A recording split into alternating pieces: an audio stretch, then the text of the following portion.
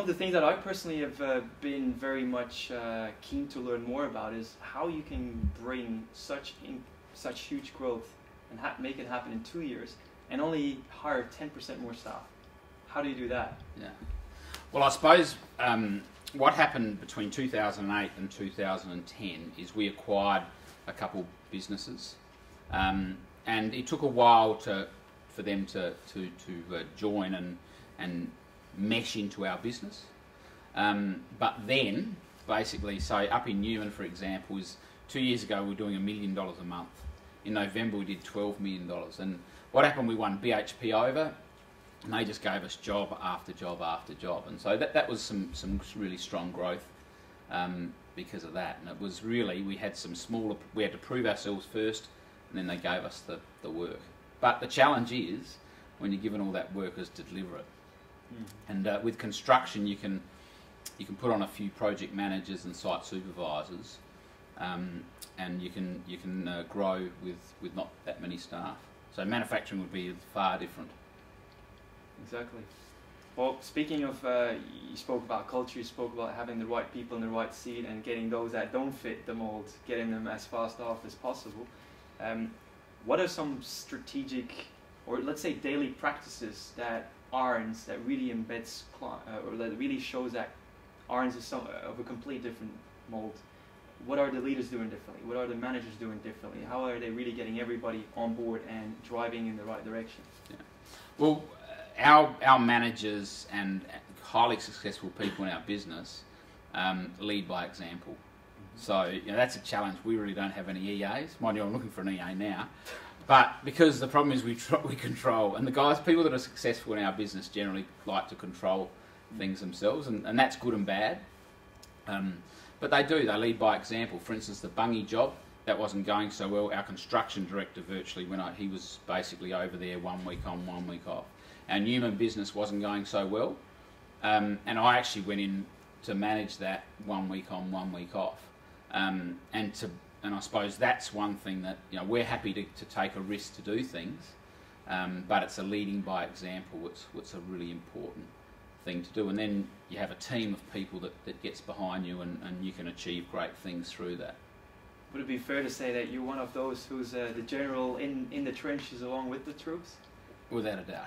Yeah. So maybe a bit too much at times, and that's a challenge. If we double in size, how do you deal with that? They're things that we need to work through. So that's where you need to get some mentoring and work through those issues with your management style as well. And to what extent would you actually allow yourself to be tested and provided feedback on by your staff as well? Yeah, no, well, I think that's all positive, but I think everybody, you get a bit worried when you have to criticise the boss. But it's good. I have some people who give me some really good feedback because I'm always in a hurry, and I can be blunt sometimes, and you need somebody to say right, you need to handle that differently, and that's really important. Some constructive criticism is absolutely critical to anybody. Exactly so. Another question that I have, based on what you said, actually, in my research prior to this meeting, I picked up one of the statements you've somehow shared with a journalist, which was about proactivity. I think especially nowadays, where a lot of businesses somehow have noticed that the phones don't ring anymore as they used to, let's say 2 years ago. How have you helped your business to really get better at being proactive as opposed to waiting for things to happen? Well, I suppose an example is suddenly BHP Iron Ore, they actually gave us $100 million worth of work in about 18 months. So, and now we can see that's going to dry up. So now, for instance, we've decided to really target the transport sector. So yesterday at 10 o'clock, we've got a person full time in BD into transport, and the Australian Logistics Council have their meeting, and he just rang me up at 10 o'clock yesterday and he said, "Steph, you have to get over here. We're having dinner tonight," and so bang, I had to be there to meet the managing directors of those transport logistics companies, because what's happening is suddenly we're seeing that was a traditional market for us in Adelaide, and suddenly everybody's got all the transport companies are from Melbourne, and all the relationships are while the builders are busy in Melbourne, they don't come over the border. Now we're starting to see some of them come over the border. So now we're fighting back, and basically, you know, my challenge is I need to know all the managing directors. Our GMs need to know the GMs, and likewise, and we need to really. It's basically fishing from top to bottom and really strategically working through that. And I suppose that's starting to be successful. And you know, we're focusing on grain because we're very good at grain terminals. So we're targeting all the big grain commodity people, cement plants, transport, logistics companies. We're about to start a car park business to look at that as more of a national side, and we need to really look at where we have a competitive advantage and then chase that hard. Excellent. Frank referred earlier to the X factor, which was also again part of your website. What does that mean at Ahrens? Well, I suppose we have really strong values. So things, you know, family is really important to us. So we're a family company, but I suppose we like to think that we're a bit like a sporting team where you go through your ups and downs, but you're always striving to work together to win that premiership. Integrity is another really important thing for us. We need to make sure that if we have an issue, we can go to our client and say, gee, we stuffed this up, this is our solution. You know, leadership is another really important thing for us. We want to be a leading company. We want all our individuals to be leaders. There's no reason why a young apprentice can't pick up a bit of paper off the ground and become a great leader in our business. That's leadership. Now, the efficiency is the other one of our core principles, where you know we do not waste. You know, when we're at work, we're head down, arse up. We don't believe in wasting anything. And safety is the other one. We want our people to be safe, which is really important. But also satisfied is the other thing as well. And I suppose we're looking for people. Everybody's different. There'll be a salesperson, there'll be a production person, there'll be a finance person, but they must all have those values. And I suppose we call that the X factor.